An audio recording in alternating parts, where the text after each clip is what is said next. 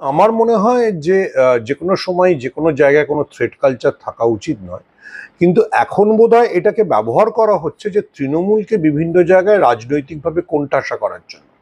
আমি একটা উদাহরণ দিই। প্রথমে আমরা জানতাম যে ভদ্রলোক আরজি করে নির্যাতিতার পোস্টমর্টেম করেছেন, সেই ডক্টর অপূর্ব বিশ্বাস নাকি হুইসেল ব্লোয়ার। তিনি নাকি মূল বলেছেন যে পোস্টমর্টেমে কি কি সমস্যা হয়েছিল, তাকে ভয় দেখানো হয়েছিল।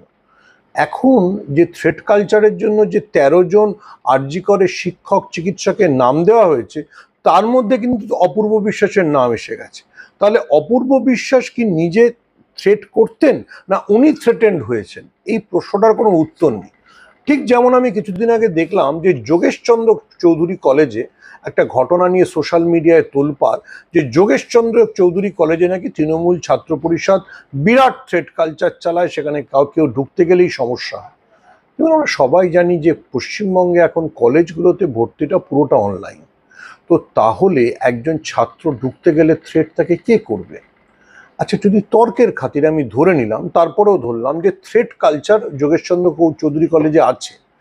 যোগেশচন্দ্র চৌধুরী কলেজে গত ১ দশক ধরে অধ্যক্ষ পঙ্কজ রায়, যিনি আরএসএস এর সিনিয়র নেতা, বিজেপির সিনিয়র নেতা, বিজেপির একসময় রাজ্য কমিটির সহসভাপতি ছিলেন, বিভিন্ন নির্বাচনে বিজেপির হয়ে প্রতিদ্বন্দ্বিতা করেছেন। গত ১ দশক ধরে আমি পঙ্কজ রায়কে টেলিভিশন চ্যানেলে দেখছি, এবিপি আনন্দে দেখছি।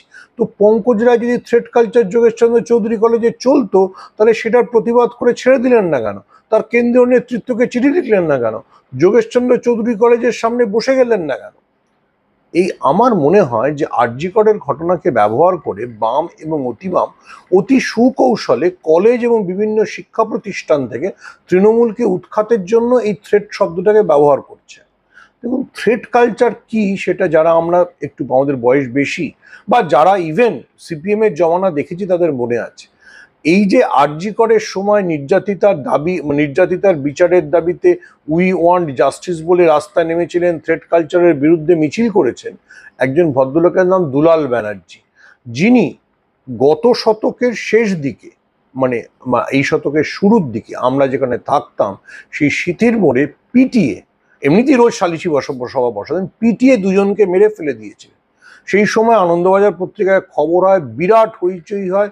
প্রথমে পুলিশ থানায় ডায়েরি নিতে চাইছিল না, তারপর বুদ্ধদেব ভট্টাচার্য নিজে উদ্যোগী হয়ে দুলাল ব্যানার্জির বিরুদ্ধে ডায়েরি করান, দুলাল ব্যানার্জি গ্রেফতার হন। আমার এখনো স্পষ্ট মনে আছে, যেদিনকে দুলাল বন্দ্যোপাধ্যায় গ্রেফতার হয়েছিলেন, তার সমর্থনে সেই সময় বেলগাছিয়া অঞ্চলের বিধায়ক রাজদেওগোয়ালা মিছিল করেছিলেন। যে দুলাল বন্দ্যোপাধ্যায় গোটা মানে এখন শান্তনু সেন যে ওয়ার্ডটার তে থাকেন, সেই কলকাতা পুরসভার ১ নম্বর ওয়ার্ড, সেখানে একটা থ্রেটের নামে একটা রোজ সালিশি সভা চালাতেন, সেই দুলাল বন্দ্যোপাধ্যায় এখন এসে বলছেন যে পশ্চিমবঙ্গে থ্রেট কালচার চলছে। এবং এটা খুব হাস্যকর বিষয়। আবার আমি বলছি, আরজি করকে ব্যবহার করে তো বিভিন্ন লোক বিভিন্ন ধরনের সুবিধে নিতে চাইছে।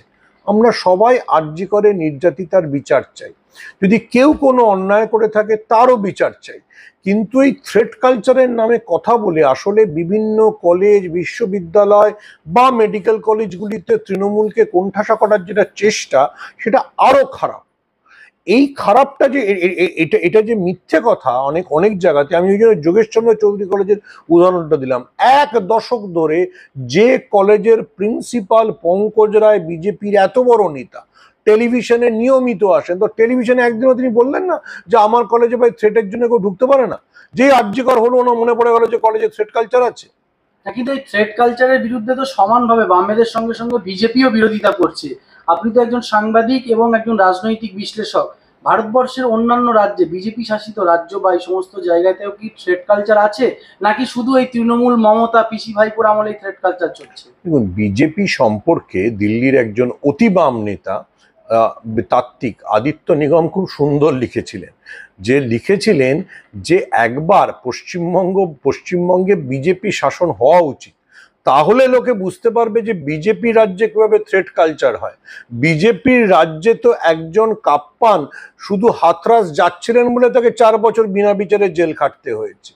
এখনো অব্দি উমার খালিদ বেল পায়নি। এখনো অবধি শারজিল বেন পায়নি। শুধু সংখ্যালঘু হলে বিজেপি যত লোককে জেলে ঢুকিয়েছে তার কোনো সীমা পরিসীমা নেই। মানে দিল্লি শহরে আমি আচ্ছা আচ্ছা সোশ্যাল অ্যাক্টিভিস্টদের জানি যাদের নাম গোটা দেশ জোড়া, তারা সব আমাদের বন্ধু বান্ধব। শাবনাম হাসমি বাবা, তিস্তা শীতলবাদ ভয়ের চোটে বেরোতে পারতেন না কখন ইডির মামলা হবে। তো সেই বিজেপি পশ্চিমবঙ্গে এসে থ্রেট কালচারের কথা বলছে। আবার আমি বলছি যে বিভিন্ন সময় বিভিন্ন ঘটনার সুযোগ নিয়ে লোকে বিভিন্ন জিনিস রটানোর চেষ্টা করে। যেমন সন্দেশখালির সময় এমন একটা ভাব করা হয়েছিল যেন তৃণমূলের সমস্ত পার্টি অফিসগুলো নাকি ধর্ষণের জায়গা, রোজ রাতে নাকি লোকজনদের ডেকে পাঠানো হতো। আপনি এখন আর সন্দেশখালির প্রসঙ্গ শুনতে পান? লোকসভা নির্বাচন মিটে গেছে, কেউ সন্দেশখালির কথা বলছে না। ঠিক তেমনি আরজি করকে ব্যবহার করে এই যে দুলাল বন্দ্যোপাধ্যায়, পঙ্কজ রায়রা থ্রেট কালচারের কথা বলছেন, এর চাইতে ঘৃণ্য রাজনীতি আর কিছু হয় না। দুলাল বন্দ্যোপাধ্যায়, আবার আমি রিপিট করছি, সিপিএম তাকে জেলে ঢুকিয়েছিল, কোনো মমতা বন্দ্যোপাধ্যায় না। বুদ্ধদেব ভট্টাচার্য তাকে জেলে ঢুকিয়েছিলেন তিনি, এবং তার বিরুদ্ধে অভিযোগ ছিল যে সালিশি সভা ডেকে এলাকার লোকদের পিটিয়ে মারা, 3 জনকে তিনি পিটিয়ে মেরেছিলেন। তার আগেও দুলাল বন্দ্যোপাধ্যায়ের বিরুদ্ধে বহু অভিযোগ ছিল। আমি আবার রিপিট করছি, সেদিনকে আমরা টেলিভিশন চ্যানেলেও বলছিলাম যে থ্রেট কালচার। আমার কাছে এই মোবাইলে ওমর আলীর চিঠিটা আছে। ওমর আলী সিপিআই ছেড়েছিলেন, সিপিআই ছেড়ে তাকে সিপিএম নিয়েছিল। বলেছিলেন সিপিআই এর ভেতরে তাকে সিপিআই এর সিনিয়র নেতারা এত থ্রেট করছেন যে তিনি সিপিআই ছাড়তে বাধ্য হচ্ছেন। কেন ওমর আলী, যিনি মন্ত্রী ছিলেন, তাকে কেন সিপিআই এর সিনিয়র নেতা নন্দগোপাল ভট্টাচার্যরা থ্রেট করত? আমরা দীর্ঘদিন কাগজে লিখেছিলাম।